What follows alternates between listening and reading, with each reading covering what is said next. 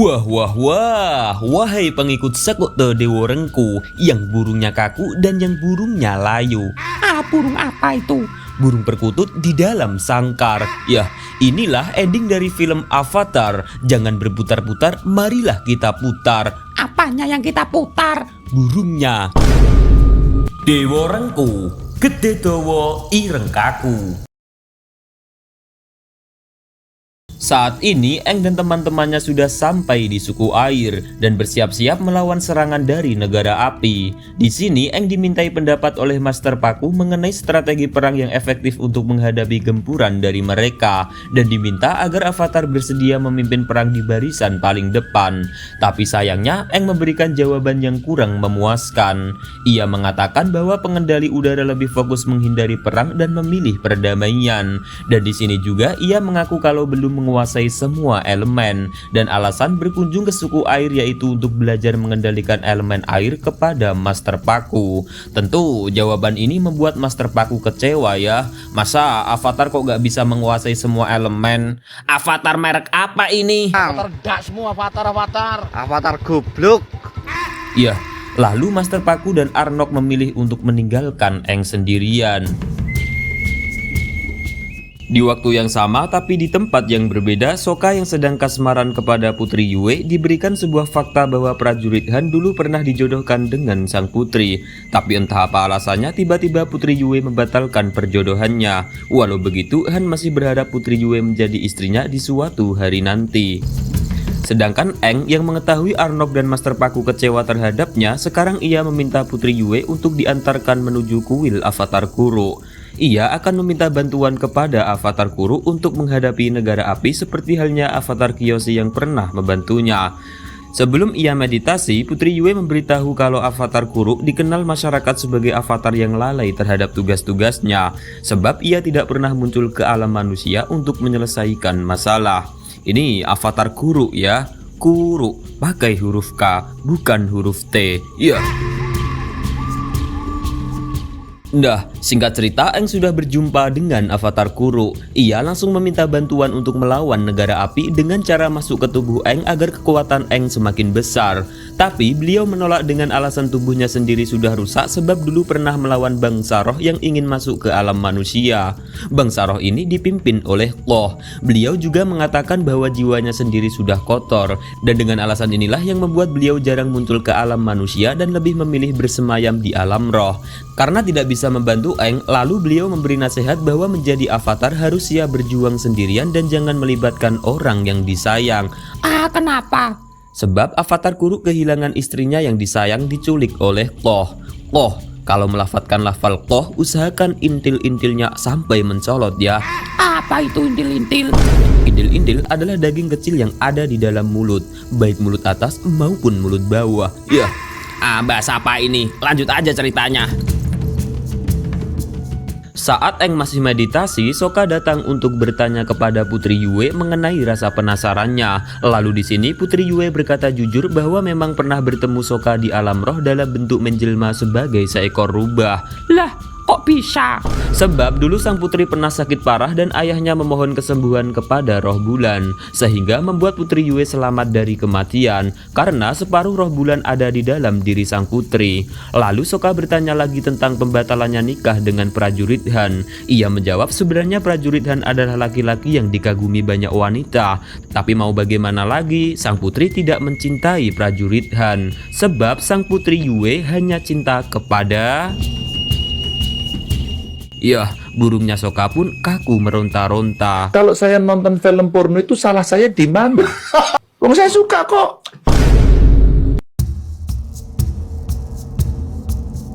Di istana, Katara menemui Yakoda untuk meminta diajarkan sebuah ilmu pengobatan dengan menggunakan elemen air. Ia pun diajarkan. Tapi ketika ia meminta diajarkan ilmu bertarung, Yakoda menolak sebab sesuai adat yang ada di suku air, perempuan ditakdirkan sebagai penyembuh bukan sebagai prajurit perang. Tentu dengan jiwa kesatria yang dimiliki Katara, ia tidak terima dengan jawaban ini dan langsung protes kepada Master Paku. Di sini Master Paku menjelaskan bahwa memang sesuai adat yang ada di suku air, perempuan tidak ditakdirkan untuk bertarung karena dinilai sangat lemah. Jaga diri sendiri aja masih kesulitan kok mau melindungi nyawa orang lain. kata Master Paku. Ya, di sini Katara gantian protes kepada Aang, tapi Aang juga sama seperti yang lainnya, bahwa Katara lebih baik mengikuti adat yang sudah ada di sana. Kita beralih ke kapal negara api yang menuju suku air. Di dalam kapal, Paman Airoh bertanya kepada Laksamana Zhao kenapa dia berani melawan suku air yang mana lokasinya dikelilingi dinding es yang tebal dan hingga saat ini belum pernah ditembus oleh pasukan negara api. Dengan sombongnya, Laksamana Zhao menjawab bahwa semuanya sudah dipersiapkan dengan matang dan juga prajurit mereka sudah dilengkapi teknologi paling canggih di masa itu.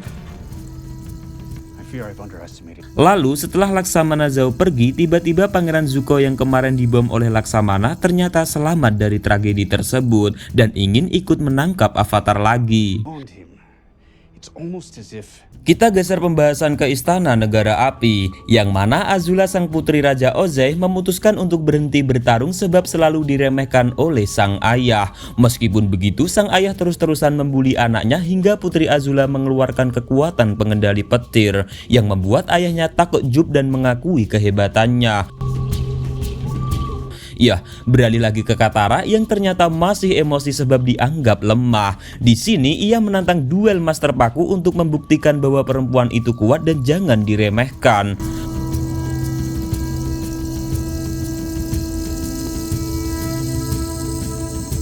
Meski pertarungan itu dimenangkan oleh Master Paku, tapi karena kemampuan dan keberanian Katara membuat Master Paku terpana, meskipun akhirnya tetap tidak diizinkan untuk ikut peperangan.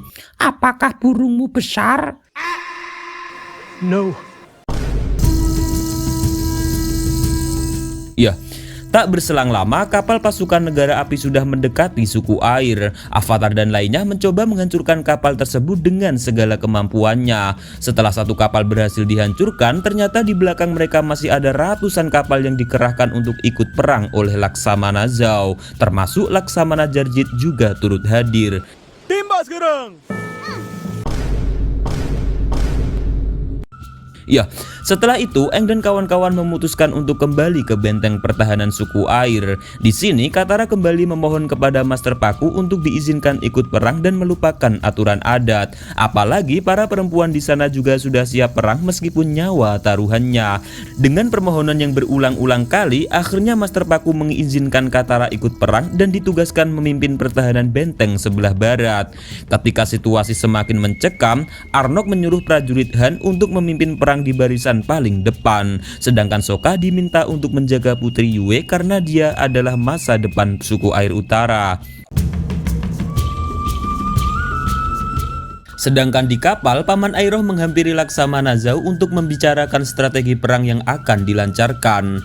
Di sini Laksamana Zhao menjawab bahwa sasaran utama perang kali ini untuk menghancurkan area sakral milik suku air utara, dan untuk sampai di sana yaitu menggunakan balon udara yang diciptakan oleh ayah Theo. Sedangkan para prajurit kapal bagian mengalihkan perhatian mereka. Nah, saat malam harinya Paman Airoh memperingatkan Laksamana agar menunda peperangan pada keesokan harinya, sebab malam ini ada bulan purnama yang mana kekuatan suku air sedang berada di level yang berbeda. Kenapa bisa seperti itu? Wahai guru Dewa Rengku.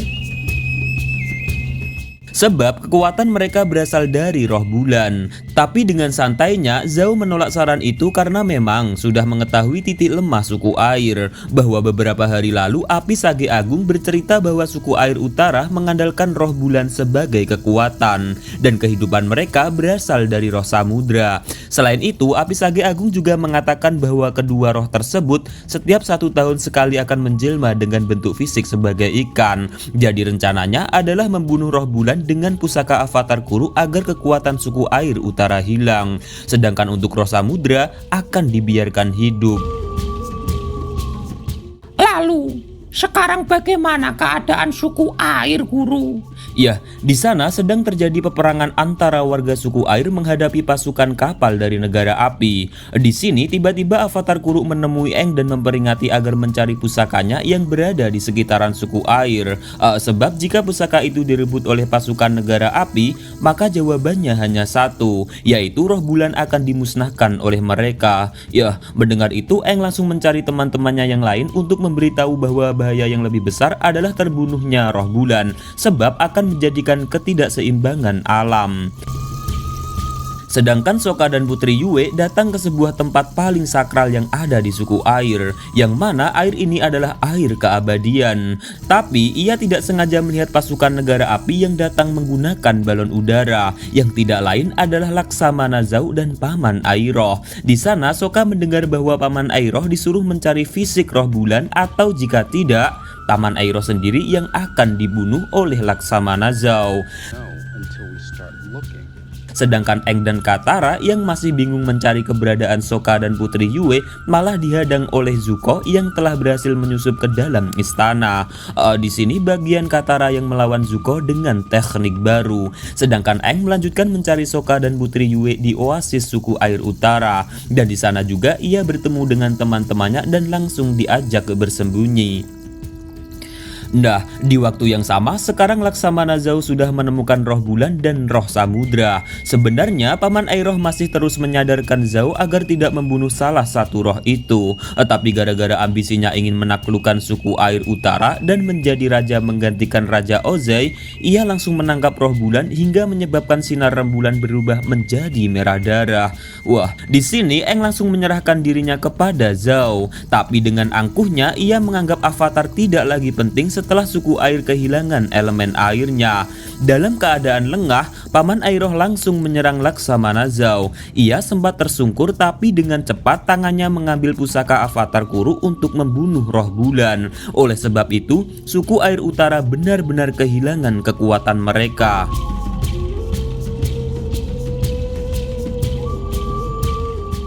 Lalu di sini Aang teringat nasihat para avatar pendahulunya bahwa sebagai seorang avatar harus mengutamakan tugasnya meskipun nyawa adalah taruhannya. Mengingat itu, Aang langsung menyerahkan dirinya kepada roh samudra meskipun dengan konsekuensi tidak akan kembali lagi ke alam manusia.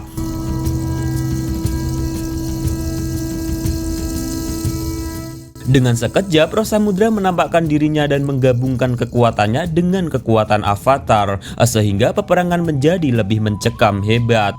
Melihat situasi semakin terpuruk membuat Pangeran Zuko dengan mudahnya menyerang Laksamana Zhao yang sedang lengah hingga tersungkur hampir membunuhnya. Tapi di sini Laksamana memberikan sebuah fakta yang menyakitkan bahwa selama ini Raja Ozai hanya memperalat Zuko dan misi mencari avatar hanya pengalihan untuk mempersiapkan Azula menjadi penerus tahta berikutnya. Tentu Pangeran Zuko semakin marah-marah ya dan menghabisi Laksamana Zhao dibantu oleh Paman Airoh hingga Laksamana tewas. Nah, sedangkan roh samudra masih membabi buta para musuh. Di sini Sokka memberitahu Putri Yue bahwa Aang sudah mati. Yang ada hanyalah roh pendendam yang akan terus berkelana mencari roh bulan, yang sudah pasti tidak akan menemukan roh bulan yang sudah mati. Lalu Sokka bertanya apakah ada cara untuk menghidupkan roh bulan. Lalu tanpa diminta tiba-tiba Sokka dicium oleh Putri Yue. Dicium bibirnya lagi. Wah, burungnya bangun lagi. Ya, Kamu kencing belum lurus aja kok ikut angkat tangan. Nggak ternyata ciuman itu merupakan ciuman terakhir sang putri. Sebab sekarang ia akan menyerahkan hidupnya kepada roh bulan, yang mana separuh roh bulan yang ada di dalam tubuh Putri Yue akan dikembalikan lagi kepada roh bulan. Perjuangan Putri Yue tidak sia-sia, sebab rembulan kembali bersinar dan membuat roh samudra yang mengamuk menjadi agak tenang. Dan kabar baiknya lagi yaitu Aang dikembalikan kepada teman-temannya dan siap untuk menyelamatkan dunia dari ambang kehancuran. Setelah perang berakhir, Aang tidak mampu menahan rasa kecewa terhadap dirinya sendiri sebab melihat banyak korban nyawa berjatuhan. Di sisi lain, Sokka meminta maaf kepada Raja Arnok sebab tidak bisa menyelamatkan putri tercintanya. Ya, di sini Arnok tidak mempermasalahkan hal itu karena apa yang dilakukan sang putri sudah benar dan Sokka mampu mendampingi pengorbanan yang dilakukan putrinya. Dan Master Paku yang anunya sebesar palu ini juga berterima kasih kepada Katara sebab ia sudah mengorbankan jiwa raganya untuk suku air utara. Lalu sebelum mereka berpisah, Master Paku memberikan kenangan berupa kalung dengan liontin berisi air oasis atau air keabadian. Dan kabar kekalahan pasukan negara api sudah sampai di telinga Raja Ozai. Tapi anehnya dia tidak bersedih atas kekalahan itu, karena sebenarnya yang terjadi adalah perang di suku air hanya sebagai pengalihan. Sebab perang yang sebenarnya terjadi adalah meruntuhkan kota Omashu yang dikuasai oleh elemen tanah. Perang ini dipimpin oleh Putri Azula, dan karena kemenangan ini membuat kerajaan api semakin yakin mampu menaklukkan seluruh dunia. Cerita Avatar The Last Airbender pun berakhir. Wah, seru ya ceritanya. Iya, saya suka sama ceritanya. Kenapa kamu suka? Wong saya suka kok. Di mana salahnya? Ya alasannya saya suka. Sebentar lagi akan ada avatar dari negara Konoha. Avatar ini menguasai elemen angin tanpa KTP dan menguasai elemen parkir air. Wah, pasti seru itu. Iya, pasti seru itu. Nah, untuk itu subscribe dulu ya, wahai pengikut-pengikut Dewa Rengku. Dewa Rengku, gede dawa ireng kaku.